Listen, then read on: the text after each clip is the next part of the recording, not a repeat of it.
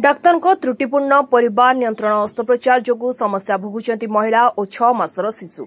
अस्त्रोपचार बेले महिलांकर अंतरनाड़ी रे क्षुद्र होइथिबारु खाद्य ग्रहण करि पारु नाहंती।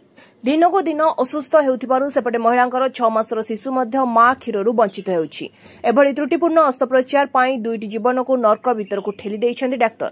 एभଳି घटना घटिछि धामनगर थाना अधीन करदा पंचायत माळसाही ग्रामर सदानंद करंक झियो स्वयंप्रभा कर गत जनवरी 31 तारिख में धामनगर गोष्ठी स्वास्थ्य केन्द्र में परिवार नियंत्रण अस्त्रोपचार कराइथिले। धामनगर गोष्ठी स्वास्थ्य केन्द्र सुपरिटेडेंट डाक्टर मनमय सामंत सिंगार यही अस्त्रोपचार करथिले। लैप्रोस्कोपी माध्यम ऑपरेशन करबा समय खाद्य नली रे एक क्षुद्र हो जाइथिला। फल डाक्तर उक्त महिला को प्राथमिक चिकित्सा करी तुरंत कटक बड़ मेडिकल को स्थानांतरित करथिले। परिवार लोके कटक बड़ मेडिकल रे महिला को पुनर्बार अस्त्रोपचार करबा सह 15 दिन मेडिकल रे रखी चिकित्सा करथिले। कटक डाक्तर परामर्श अनुसार महिला संपूर्ण बेड रेस्ट नेबा सह तरल खाद्य 6 मास पर्यंत खाइबा पई निर्देश दैछन्ती। तेबे उक्त महिलांकर एक 6 मासर शिशुकन्या थिबारु पिलाटी मां क्षीररु वंचित होइछि। एभଳି सांघातिक अभियोग आनिछन्ती महिलांक परिवार लोके। दीर्घ 15 दिन कटक रे चिकित्सा पर स्वयंप्रभा निज बाप घर को फेरी एबे बिछणारे पड़ी रहिछन्ती। आ मां क्षीररु वंचित होई 6 मासर शिशु सोई रहिछि। एभଳି परिवार नियंत्रण अस्त्रोपचार पई आसिथिबा महिला आज जंत्रणारे बिछणारे पड़िछन्ती। प्रत्येक मासरे 2 थर कटक जाई स्वास्थ्य अवस्था परीक्षा पई कहिता बेले आर्थिक परिस्थिति खराब थिबारु किपरि चिकित्सा कराइबे से नै चिंतारे परिवार लोके। ए नै अस्त्रोपचार करथिबा धामनगर गोष्ठी स्वास्थ्य केन्द्र सुपरिटेडेंट घटना को स्वीकार करबा सह परवर्ती मुहूर्त रे आउथरे अस्त्रोपचार करी कटक बड़ मेडिकल को पठाइथिलु। जहां आर्थिक सहायता अछि सरकारी नियम अनुसार उक्त महिला को जोगाई दियाजे बोली कहिसन्ती। तेबे एभଳି अस्त्रोपचार पाई आज दुईटी निरीह जीवन अंधार भीतर को ठेली हो जाइछि। तुरंत उक्त डाक्तर उपरे कार्यानुष्ठान हेबा सह महिला स्वास्थ्य संपूर्ण सुस्थ हेबा पर्यंत सरकारी सहायता पाई परिवार लोके दाबी करछन्ती।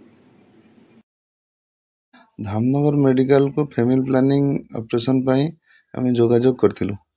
कला पर से डॉक्टर सहित कथा हला पर से फैमिली प्लानिंग ऑपरेशन करिया पई डिसीजन नेले समय नेले नेला पर से फैमिली प्लानिंग ऑपरेशन कले कला पर कौन तांगर हैला फिर कहले टिके लेट होउछि। आमे पदार बसता ठीक अछि लेट होउछि कौन प्रॉब्लम थिवो।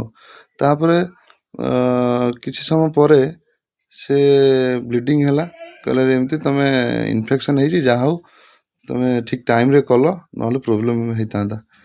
आमे कौन जानिछु आमे होउछि अपेक्षा करिकि ओटी सामने रे रहिलु बसिकी।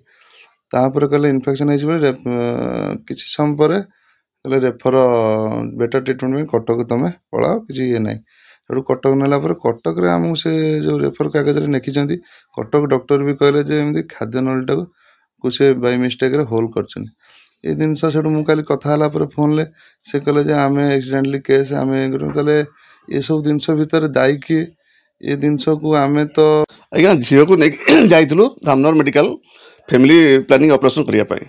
एबा सी हमु कहिले जे हां आपनकर किछ प्रॉब्लम नै ऑपरेशन सक्सेसफुल हे जिवो। हवा भितर आज ई ऑपरेशन करी कि वर्तमान तारा खाद्य नली की होल कर दैचंती। कला परे हमकु संगे संगे जते ब्लीडिंग हेची हमु कहले कोन ना तम गोटे इन्फेक्शन हेतिला से एति पई नले पिला मर जाइछंदा आ जा होतबे बंची गलो या कहि कि हमकु संगे संगे कटक रेफर कर देले। एबार कटक नै पळेलु कटक नै पळेला सेटिका डॉक्टर कहउछन जे ना सेटिका डॉक्टर ए खाद्य नली की होल कर दैचंती। यही बर्तमान परिस्थिति रे 30,000 गला फेर बर्तमान कहते 15 दिन अंतर अंतर कि सप्ताह अंतर अंतर जाए चेकिंग बर्तमान पैसा कौट पाइबी। से स्वर्णप्रभा कर नामक पेसेंट कर खाद्य नली रे इंजुरी होता ट्रकार जो आम लाप्रोस्कोपी सर्जरी बेले एवं ताको आमे एठी धामनगर तार खाद्य नली को रिपेयर करथिलु। रिपेयर करके पेसेंट को कटक पठेइथिलु। कटक रे से ऑब्जर्वेशन रही के डिस्चार्ज होइछन। सहायता तांकर ट्रीटमेंट समस्त प्रकार ट्रीटमेंट फ्री रे व्यवस्था अछि। आ जदि किछि कोनोसी मेडिसिन्स बा ट्रीटमेंट रे तांकर खर्च होई थाए ताहाले ताको रिइम्बर्स करियार मध्य सुविधा अछि। धामनगरु प्रदीप महापात्रଙ୍କ रिपोर्ट स्वतंत्र ओडिशा लाइव।